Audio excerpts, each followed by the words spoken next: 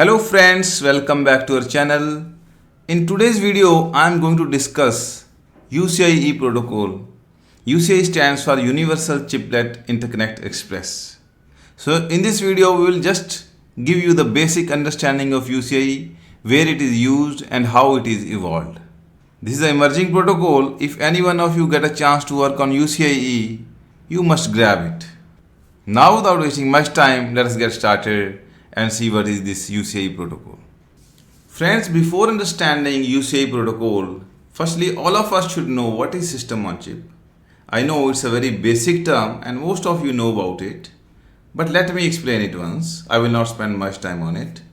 So when I say system on chip, that means the entire system including peripherals, processors, memories, flash memories, UART, SPI, everything is implemented on a single chip. That is called system on chip.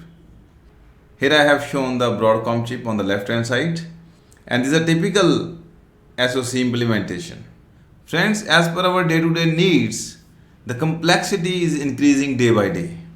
So all the functionalities we are putting in a system on chip. But for your information, I want to tell you there is a problem with system on chip. And that problem becomes the basis of UCIe protocol. So in the next slide, we will discuss what is the problem with system on chip. Friends, now let us discuss some limitations of system on chip. As I told you that the system complexities are increasing day by day, many IPs become the part of system on chip. So many IPs we have to implement on a single chip. Now, as more and more IPs we are implementing on a single chip, the validation of each IP becomes very difficult in SoC. And in case we found any problem in any of the IP, it becomes very difficult to root cause a problem in that particular IP. In a nutshell, I can say that validation and debugging is very difficult in SoC environment. And other limitation of system on chip approach is some of the IPs work at very low speed, for example UART, SPI, and some other protocols work at very low speed.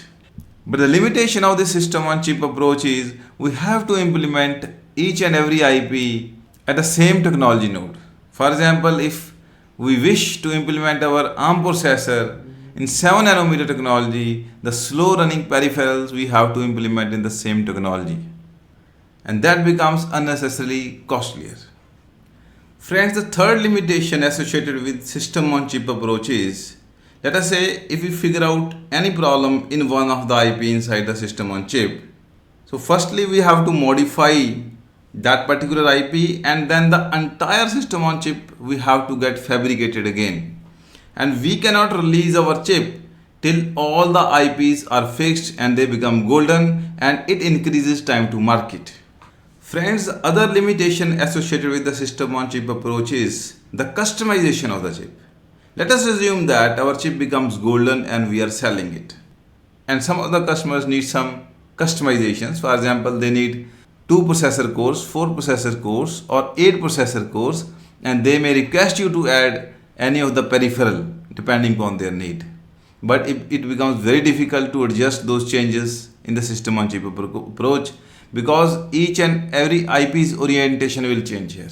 So it is very difficult to adjust any change requested by the customers.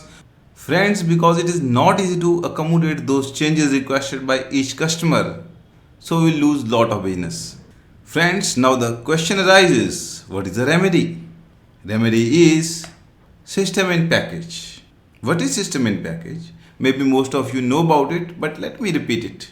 Friends, instead of putting everything in a single chip, we will divide our functionality into multiple chiplets. So as shown in a figure, here I have fabricated a separate die for PCIe, and I am using 22 nanometer technology. Other chiplet is SerDes. Again I am using 22 nanometer technology node. For hardware accelerator, I need high-end technology, so I have to use either 7 or 12 nanometer technology. Similarly, comms, they are working at very slow speed, so I will fabricate them with 28 nanometers. Similarly, CPU needs high-end technology, so 7 or 14 nanometer technology will be used. Similarly, for memories, sensors and IOs, I can use different technology nodes. it will make it more cost effective. But what I will do with these so many chips? So all those chips I will connect inside my package. One example SIP is shown on the left side where multiple chiplets are put inside the package. And for the customer, it will not matter whether I am putting all the chips inside the package or I am implementing the entire functionality on a single chip. But what advantage will I get from this SIP with respect to system on chip approach? First of all the limitations of SOC approach will be resolved here. The first limitation in SOC approach was the technology node. So here you can use different technology node and you can fabricate all the chiplets with different technologies. The second limitation of SOC approach was difficult validation and debugging. In this case, all the chips are separate. So we can test them separately. So it's very easy to do validation and debugging. Friends, other limitation of system on chip approach was customizations requested by the customers. Because there are separate chiplets, it's easy to accommodate customer requests. For example, if customer requests multiple processor cores or any IOs, then we can accommodate them in a package. That means this approach is good in terms of business gain. One more thing we need to consider here, if we figure out a bug in one of the IP, so by that time other teams can work on the other IPs and they can make it golden. So this will reduce time to market. Friends, this concept of system in package is old concept, but there were some challenges. And the challenges were because of non-standardization of the interfaces between these chiplets. They were not standard. So each company has their own interfaces for different chiplets. So it was a challenge to accommodate changes and whatever I mentioned earlier. Friends, after observing this problem because of non-standardization of the interface protocol between different chiplets, companies came up together and they form a group.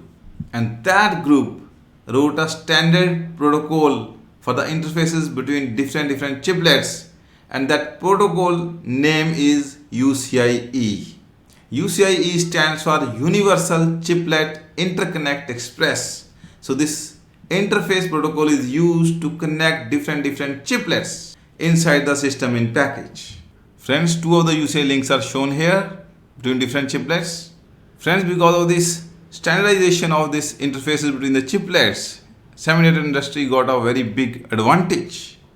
And the advantage is, for example, one of the company does not manufacture and fabricate PCIe.